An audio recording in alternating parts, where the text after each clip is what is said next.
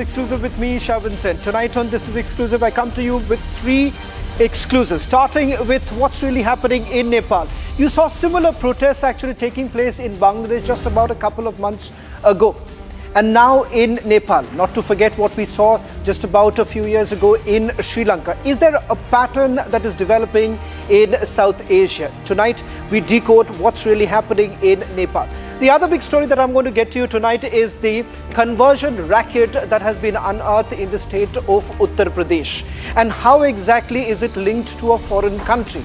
All this and much more in this edition of This is Exclusive, and coming up, a very special interview on Gen Next reforms. All this and much more. But up first, let me take you through the headlines we're tracking at this hour.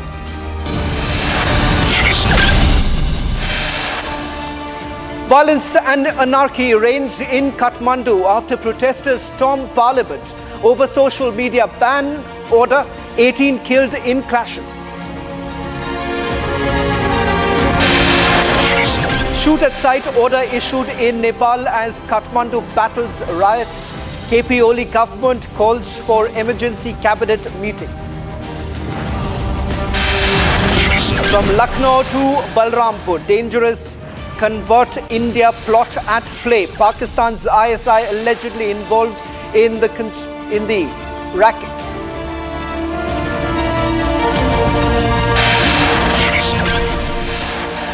Multiple incidents of stone pelting reported in Karnataka's Mandya as Ganesh Visarjan procession targeted. 21 arrested, 2 FIRs registered.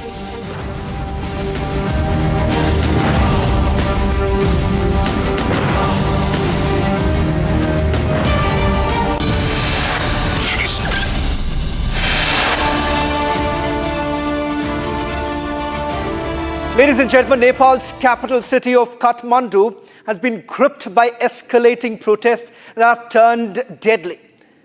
Tens of thousands of young Nepalese have taken to the streets in a display of defiance against the KP Oli government's recent ban on 26 major social media platforms. This controversial decision, enacted on 4th of September, has now sparked widespread outrage. But the protests are about far more than just social media restrictions.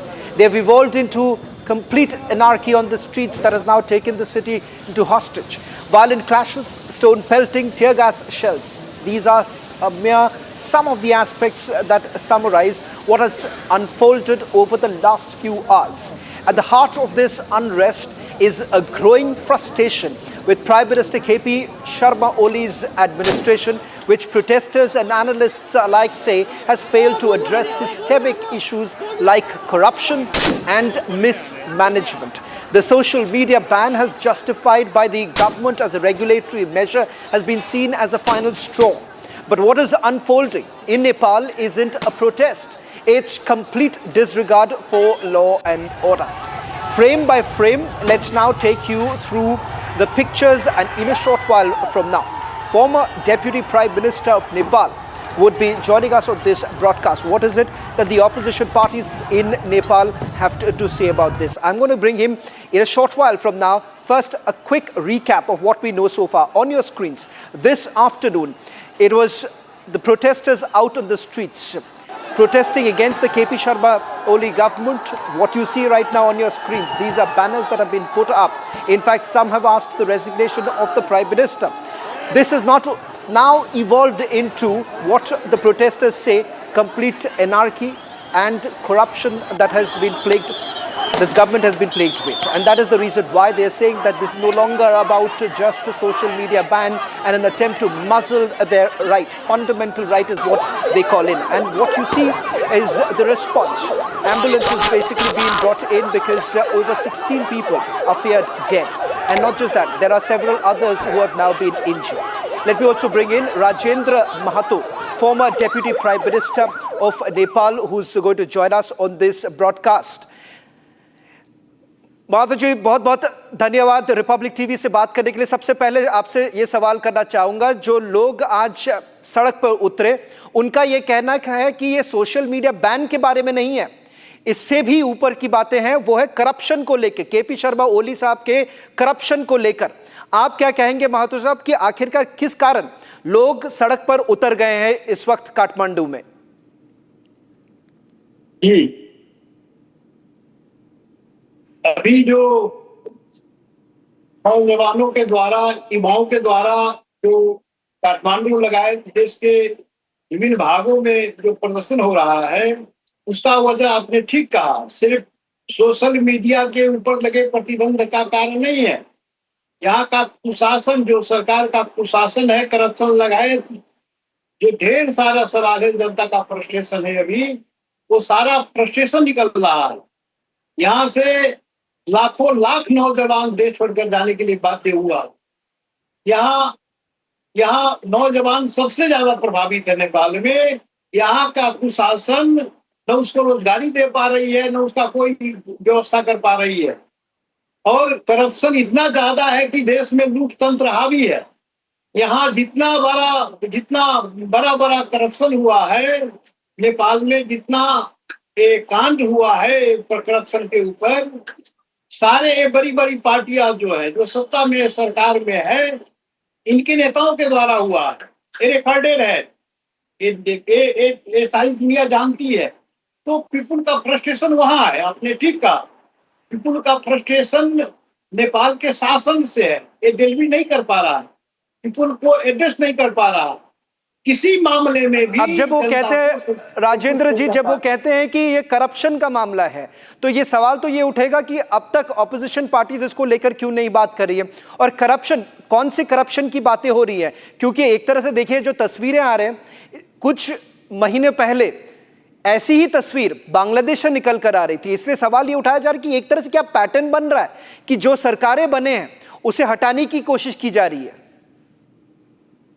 ऐसा है कि लोकतंत्र में ऐसी सरकार बनती ही नहीं है जो नेपाल में बनी है। लोकतंत्र में फर्स्ट पार्टी और सेकेंड पार्टी मिल करके सरकार विशेष परिस्थिति बनती है जब देश में संकट हो। लेकिन नेपाल में क्या हुआ, ये पहली पार्टी और दूसरी पार्टी, कांग्रेस और यूएमएल पार्टी मिलकर के यहाँ सरकार बनाई है। ये सरकार बनाने का वजह क्या? एक ही वजह है, सबसे बड़ा वजह है ये जो करप्शन जो ये लोग किया, इस करप्शन के ऊपर ढाक छोड़ करने का, इसको क्या बता सकते हैं कि क्या करप्शन की बात हो रही है? करप्शन आप अगर विस्तार से बात करके बताएं राजेंद्र जी, क्या करप्शन है, क्या करप्शन हो रही है नेपाल में इस वक्त जो लोगों को नहीं पता? ऐसा है, यहाँ तो सारे नेपाली जनता को पता है जितना यहाँ कांड हुआ करप्शन के मामले में। जैसे भूटानी शरणार्थी का कांड हुआ, अपने देश के नागरिकों को भूटानी बना करके देश से बाहर भेजने का काम हुआ। यहाँ ये सरकारी जो जमीन था बालुआटार, जो प्राइम मिनिस्टर निवास है, उसको बेचा गया है, उसमें करप्शन किया है लोग। यहाँ टी एस्टेट केपी ओली का करप्शन, वहाँ उसके गृह जिला ढाबा में टी एस्टेट का जो जमीन है उस पर करप्शन हुआ। यहाँ तो ढेर दर्जनों वाइट बड़ी ढेर सारे दर्जनों करप्शन है, जिस पर ये बड़ी बड़ी पार्टी के नेता लोग इस पर भ्रष्टाचार किया। तो यहाँ कोई मामला बाकी नहीं है। यहाँ सुन कांड से लेकर के ढेर सारे कांड हुआ नेपाल में, और देश को लूटा है, दोनों हाथ से लूटा है लोग। जनता वैसी नाराज नहीं है, ये फ्रस्ट्रेशन वैसे नहीं आया। एक बात सड़क पर उठी रही थी, लेकिन युवाओं ने इस बात को बहुत ही जोर तोड़ के साथ आज सड़क पर लाया। तो ये तो करप्शन के मामले में तो रिकॉर्ड ब्रेक ही कर दिया है यहाँ के शासन जी। एक आखिरी सवाल करना चाहूंगा। इस वक्त जब आपसे मैं बात कर रहा हूं, ये कहा जा रहा है कि कैबिनेट मीटिंग हो रही है काठमांडू में, ये डिसीजन लिया जाएगा कि क्या सोशल मीडिया प्लेटफॉर्म्स को रखा जाए या बैन कर दिया जाए। दूसरी बात यह है कि जब लोग सड़कों पर आ चुके हैं तो ये कहना बहुत जरूरी है कि आखिरकार प्रधानमंत्री केपी शर्मा ओली के पास इस वक्त क्या उपाय है, क्या बचा है, क्या कुछ समाधान है इस पूरे विषय को लेकर? ऐसा है कि इतना बड़ा अपराध है सरकार किया है कि इसको जो भी कहा जाए, जितना भी दंड दिया जाए कम ही होगा। ये निहत्थे जनता युवाओं के ऊपर जो प्रहार किया है, जो दमन किया है, जो हत्या किया है, दर्जनों युवाओं को हत्या किया है, गोली मारा है, शांतिपूर्ण पीसफुल मूवमेंट के ऊपर इतना बड़ा दमन, बर्बर दमन किया है, सबसे बड़े अक्षम्य अपराध है सरकार के लिए। और सोशल मीडिया से तो ऐसे ही लगना ही नहीं चाहिए था। विदाउट कोई अल्टरनेटिव, बिना दिए हुए इस प्रकार से सारे सोशल मीडिया के ऊपर प्रतिबंध लगाने का एक ही वजह था। वजह यह था कि सोशल मीडिया के मार्फत यहाँ की जनता, यहाँ का युवा पीढ़ी अपनी बात को कह रहा था। एक करप्शन का ही विरोध चल रहा था, यहाँ का कुशासन का विरोध चल रहा था।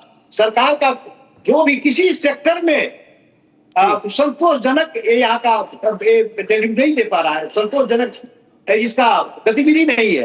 तो ये तो पीपुल का आक्रोश तो था ही, उस आक्रोश को ये शांतिपूर्ण तरीके से ये लाया गया, प्रदर्शन के तहत लाया गया। अब इस पर दमन किया, गोली चला, दर्जनों लोग घायल, सैकड़ों लोग एक घायल हुए हैं, दर्जनों लोग शहादत प्राप्त किया है। तो इस अवस्था में सोशल मीडिया पर कोई सी प्रतिबंध नहीं लगना था, उसको तो इमीडिएट हटाना चाहिए। और बाकी अब ये अपराधी सरकार के साथ क्या करना चाहिए, ये भी एक सवाल है। ये अपराधी सरकार है, जनता का भलाई के लिए, जनता के हित के लिए काम तो कर नहीं रही है। ऐसे ये दो मेजर पार्टी सारे अपने अपराध को, सारे अपने गलती को छिपाने के लिए ऐसा प्रथम पार्टी और दूसरी पार्टी ये सरकार बना करके इस देश में शासन कर रहा है।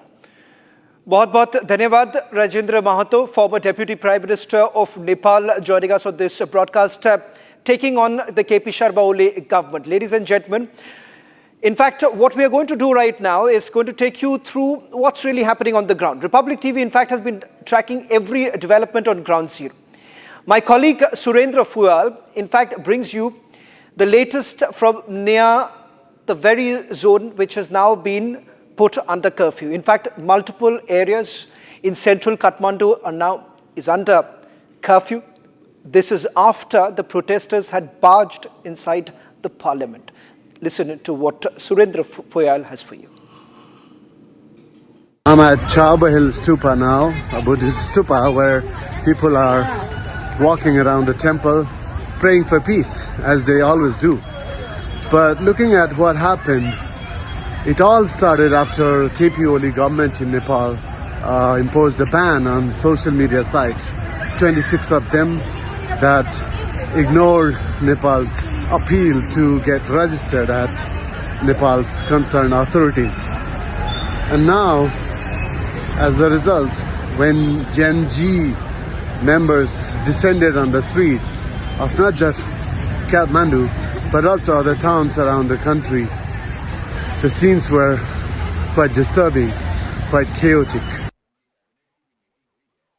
This is Ring Road, and clearly because of the protest all day, the traffic is still struggling to return to normal, and people are having a hard time traveling around the city. Hopefully it will get normal in the evening when the KP Oli cabinet is having an emergency meeting, and it is expected to make a major decision regarding the ban. Whatever happened in Kathmandu today was completely unexpected. Nobody expected the Gen Z protests to be this big, but that's what happened when it became huge with thousands of protesters, and then later police resorting to firing tear gas and rubber bullets.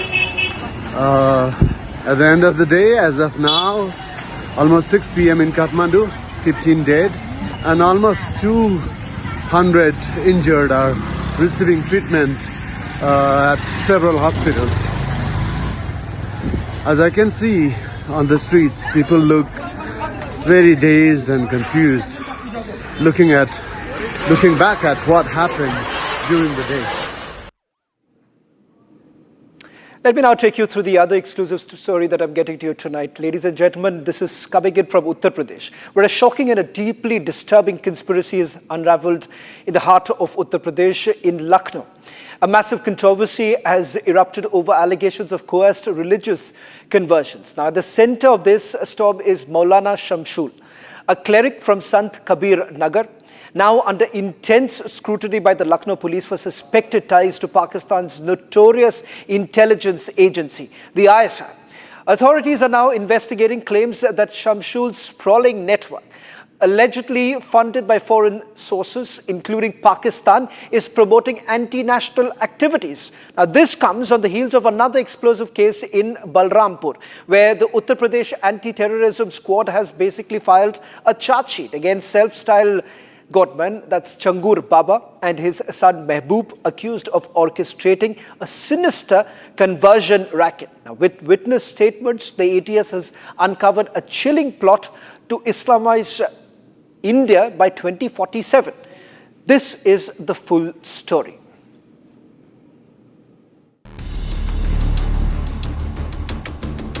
A massive conversion controversy is unfolding in Lucknow. The Vishwa Hindu Raksha Parishad has raised concerns about an alleged ongoing conversion on Hindus by the ISI. Maulana Shamsul, a cleric based in Sant Kabir Nagar, has come under the radar of Lucknow police for alleged links with Pakistan's intelligence agency, the ISI. Authorities suspect his extensive network, spread across several countries including Pakistan, to be involved in anti-national activities, including promoting the Free Kashmir agenda. Sources confirmed that Shamsul's operations are being probed for receiving large-scale foreign funding, especially from Pakistan and ISI, which is reportedly being funneled into a massive madrasa complex in Sant Kabir Nagar district. The institution, which claims to provide religious education to hundreds of students, is now allegedly a hub for indoctrination, radicalization, and conversion. Republic has got the first response from one of the victims. He says that Sant Kabir Nagar is turning into a stronghold for the ISI. Press conference में एक बड़ा खुलासा हुआ है। उत्तर प्रदेश के संत कबीर नगर जिले में शमसुल हुदा नाम के एक व्यक्ति का दुश्मन मुल्क पाकिस्तान से सीधा सीधा आना जाना है। आईएसआई का एजेंट कहा जा रहा है, स्लीपर सेल कहा जा रहा है। सैकड़ों करोड़ रुपए की उसने संपत्ति बनाई है, बड़े बड़े उसने मदरसे और मस्जिदें बनवाई हुई है, और जो उसके घर के जो लोग हैं वो सीधा सीधा पाकिस्तान से लेकर कई देशों में उनका नेटवर्क है, कई एम्बेसी में आना जाना है। और हमारे साथ बात करने के लिए खुद उत्तर प्रदेश के उन्हीं जिलों से आए हुए लखनऊ पहुंचे हुए एक व्यक्ति हैं। पहले इनके बारे में सर आप अपना थोड़ा सा परिचय बताएं। जी, मैं अब्दुल हकीम खान, बहुत बहुत धन्यवाद आप लोगों को। ये मौलाना शमसुल हुदा ये आईएसआई का एजेंट है। ये संत कबीर नगर का रहने वाला है। हाँ। सन 2013 में इसने ब्रिटेन की नागरिकता ले ली। ये वो क्या नाम है, ये अभी भी रहता है यूपी में संत कबीर नगर में कि अब ब्रिटेन रहने लगा। हाँ। ये नवाज शरीफ का भतीजा है। हाँ। इसके आईएसआई से संबंध है। 5 अगस्त को फ्री कश्मीर साउथ अफ्रीका की पाकिस्तान की एम्बेसी में जो सारे आतंकवादी संगठन सारे लोग बैठे हुए थे। ये जो फोटो आप दिखा रहे हैं ये दोनों लोग कौन है? एक तो नवाज शरीफ का भतीजा। We'll have to cut out of that as Dr. S. Jaishankar is now addressing the virtual BRICS summit, which is underway. In fact, the emergency virtual BRICS summit has been called in. Listen in. Ground between our respective national policies and to act on that basis. Today, the focus is on stabilizing the international economy and the world order. But it is equally essential that we turn our attention to ongoing conflicts, not least because they have direct developmental and supply chain implications. Furthermore, as we head towards the next UN General Assembly session, an exchange of views on reforming multilateralism would be appropriate. The world, as a collective, is seeking a stable and predictable environment for trade and investment. At the same time, it is imperative that economic practices are fair, transparent, and to everyone's benefit. When there are multiple disruptions, our objective should be to proof it against such shocks. That means creating more resilient, reliable, redundant, and shorter supply chains. Not just that, it is also essential that we democratize manufacturing and production and encourage their growth in different geographies. Progress in that regard will contribute to regional self-sufficiency and relieve anxieties at times of uncertainties. Your Highness, Excellencies, trade patterns and market access are today prominent issues in the global economic discourse. The world requires constructive and cooperative approaches to promote trade that is sustainable. Increasing barriers and complicating transactions will not help. Neither would the linking of trade measures to non-trade matters.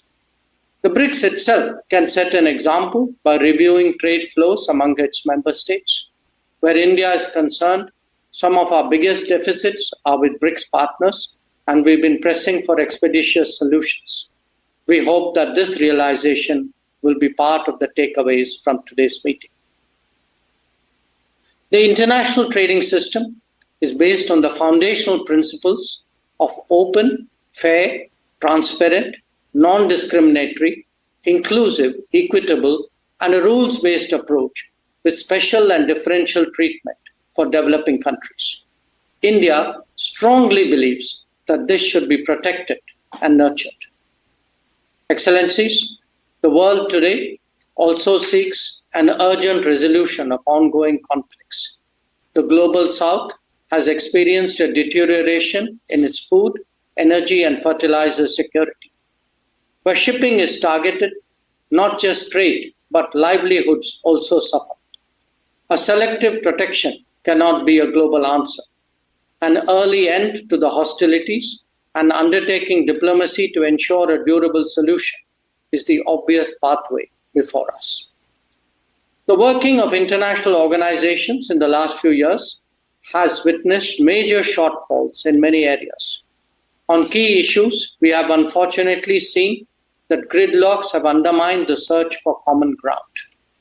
These experiences have only made the case for reformed multilateralism generally, and that of the United Nations and its Security Council specifically, more urgent. The BRICS have taken a positive view of this need for reform, and we expect that it would collectively become a strong voice for much awaited change. Excellencies, even as the world grapples with policy changes, we must not lose sight of bigger concerns, especially climate change. Sadly, both climate action and climate justice are currently slipping in global priorities. We need new thinking and initiatives as well. I commend the International Solar Alliance, the Coalition for Disaster Resilient Infrastructure, and the Global Biofuels Alliance for your consideration. In conclusion, let me again thank President Lula da Silva for convening us today and for the opportunity to present India's views and positions. I thank you.